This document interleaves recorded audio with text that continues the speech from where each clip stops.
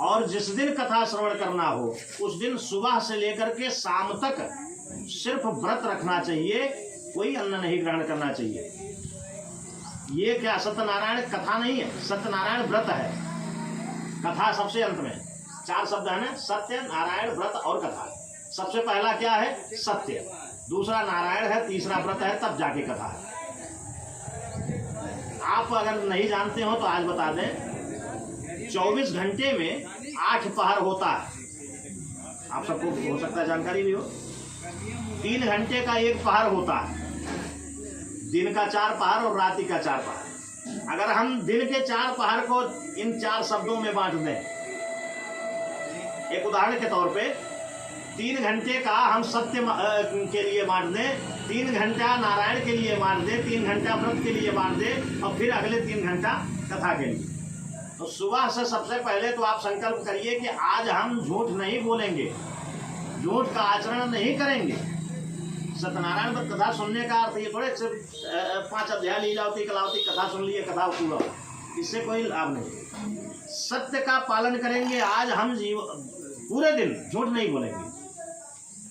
इसके बाद क्या करें?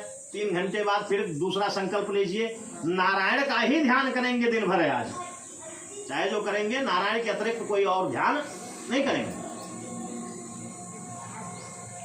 इसके बाद तब 3 घंटे क्या करें? तब आप व्रत करिए, जितना फल फूल पत्ती आपसे एकत्र हो सके संकल्प पूर्वक उसको लाइए, भगवान के लिए सब एकत्र करिए। और तब शाम के समय भगवान कहते हैं कि शाम के समय कथा सुननी चाहिए। कथा किसकी सुननी चाहिए? नारायण की कथा सुनी। लीलावती ने कथा किसकी सुनी? नारायण की सुनी। कलावती ने किसकी कथा सुनी? नारायण की कथा सुनी। हम आप उनकी कथा सुन रहे हैं। अगर कोई पूछ ले कि उन्होंने किसकी कथा सुनी थी, हम आपको उनकी कथा सुन रहे हैं, उन्होंने किसकी कथा सुनी थी? नारायण की कथा सुनी। और भगवान की कथा का कोई आदि अंत है? हरि अनंत, हरि कथा अनंत। भगवान की कथा का कोई आदि अंत नहीं है। आप अगर कथा करवाना चाहें तो शाम को कथा शुरू होगी, सुबह तक कथा हो सकती है?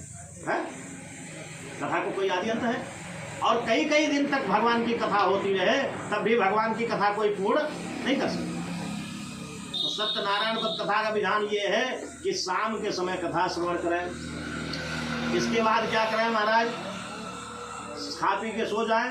कहते हैं नृत्य गीतादिकम चरेत। जिस दिन सत्यनारायण व्रत कथा हो उस दिन नृत्य गीत होना चाहिए, जागरण होना चाहिए, भगवत भजन होना चाहिए। उस दिन परिवार के लोगों को सोना नहीं चाहिए। ब्राह्मण को हो सके भोजन करवावे, बंधु बांधवों को भोजन करवावे अगर संभव है, नहीं तो ब्राह्मण को भोजन करवावे और रात्रि भर कीर्तन भजन करें। तब अगले दिन जाकर के जब आप व्रत खंडित करते हैं तब यह जो है पूर्ण होता है सत्यनारायण व्रत का। इसमें सामग्री क्या लगेगी तो भगवान सामग्री भी बता देते हैं। रंभा फलम घृतम क्षीरम। रंभा फल कहते हैं केला को, घी, घृतम मतलब घी, क्षीर मतलब दूध, गोधूमस्य चूर्णकम गेहूं पंजीरी। अगर गेहूं पंजीरी न हो, नारद जी ने कहा कि महाराज गेहूं की पंजीरी सबके घर नहीं है। आज की बात नहीं कर रहे हैं, क्योंकि आज तो सबके घर गेहूं का ही आटा है। कुछ समय पहले गेहूं सबके घर नहीं मिलता था, तब की बात है। नारद जी ने कहा महाराज गेहूं सबके घर नहीं मिलेगा, क्या करेंगे प्रसाद में? कहना भावे साली चूर्णम। साठी चावल, जो सावा का चावल होता है, भाई ये बहुत होता है, इसी के चूर्ण का पंजीरी बना लेंगे। क्या महाराज ऐसे भी कुछ घर हैं जिनके घर सावा चावल भी नहीं मिलेगा।